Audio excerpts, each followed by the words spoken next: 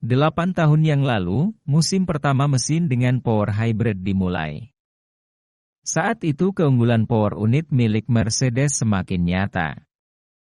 Hal itu membuat Adrian Nyewi hampir meninggalkan F1 setelah sebelumnya memainkan peran utama dalam transformasi tim Red Bull dari tim pinggiran yang baru menjadi tim peraih banyak gelar. Kepindahan Nyewi ke Maranello telah dibatalkan dikarenakan Stefano Domenicali mengiri bawahannya untuk menemuinya di bandara untuk membahas kontrak. Hal tersebut nampaknya membuat Nyewi terjebak dalam frustrasi yang terus berlanjut. Di mana saat itu tim Renault Sport telah berhasil di era mesin V8 dan telah membuat perangkat lunak yang diperlukan untuk memaksimalkan diffuser. Di sisi lain, Nyewi masih tetap meremehkan tantangan di era power hybrid. Akhirnya Nyewi pun kembali ke Red Bull, yang mana sebenarnya dia tidak benar-benar keluar dari tim. Dia terus memberi masukan ke dalam kelompok teknis tim Red Bull, tetapi ada tahun-tahun di mana dia bahkan tidak memiliki kesempatan untuk melihat peraturan. Sampai suatu saat dia dilibatkan kembali pada suatu balapan dan mulai membantu untuk meningkatkan mobil. Namun di era Honda, dengan tim senior sejak tahun 2019, keterlibatan dan minatnya semakin berkembang. Sehingga Max Verstappen diberikan mobil yang semakin baik dan cepat, sampai di tahun 2021, ia mampu menghadapi Mercedes dengan poin yang sama untuk pertama kalinya. Nyewi melakukan desain detail yang bagus untuk RB18, tidak hanya desain aerodinamis, tetapi juga konsepnya yang luas. Dia menggunakan kreativitasnya dengan baik, terutama di bawah peraturan baru.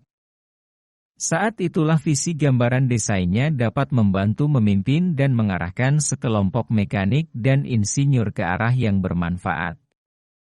Tapi dia sendiri terkejut melihat betapa dia menikmati perubahan regulasi yang terbaru.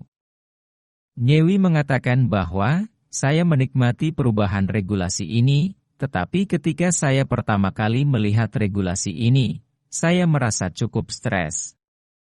Saat pertama membacanya, regulasi ini tampak sangat preskriptif. Tetapi saat menggali lebih dalam, terutama di area sidepod dan lantai, sebenarnya ada tingkat kebebasan yang lebih dari yang dipikirkan pertama kali. Dia juga menambahkan, saat saya menyadarinya, maka saya tidak terkejut ada keragaman bentuk yang masuk akal. Saya tentu tidak melihat solusi sidepod untuk Mercedes. Mobil-mobil lain, perbedaan besar dalam bentuk sidepod tidak sepenuhnya mengejutkan saya. Namun pertanyaannya, apakah mereka telah memikirkan masalah porpoising yang melekat pada peraturan ini? Jika melihat gambar aerodinamis, di mana semakin dekat ke tanah akan menghasilkan lebih banyak downforce, pada akhirnya struktur aliran rusak dan kehilangan downforce, maka itu akan menjadi porpoise. Dengan regulasi ini, masalah tersebut sangat mungkin terjadi dan itulah yang menjadi kesulitan banyak tim di musim ini. Dia sebenarnya tidak mau mengungkap secara detail tentang apa yang mereka lakukan di Red Bull untuk membuat RB18 hampir kebal terhadap masalah tersebut, di sisi lain juga tetap menghasilkan downforce yang sangat kompetitif. Dia menegaskan bahwa tidak hanya ada satu aliran udara di bawah lantai dan membuat aliran udara tersebut bekerja bersama. Saingan utama Red Bull, Ferrari, jelas mentolerir porpoising tingkat tinggi di akhir lintasan lurus, jauh lebih banyak daripada Red Bull. Akan tetapi, hal tersebut tampaknya menyebabkan downforce yang lebih banyak saat kecepatan rendah. Jelas bahwa RB18 adalah mobil yang tidak membutuhkan pembalap yang hebat seperti mobil Red Bull tahun-tahun sebelumnya, yang mana hanya Max Verstappen yang dapat mengendarainya dengan baik. Verstappen sangat cocok dengan Nyewi. Generasi mereka mungkin terlalu jauh bagi mereka untuk memiliki banyak hubungan sosial, tetapi pendekatan mereka terhadap pekerjaan dan daya saing yang kuat serta dikombinasikan dengan emosional yang datar, sehingga mereka menjadi sangat mirip. Untungnya, salah satu insinyur F1 hebat sepanjang masa masih ada.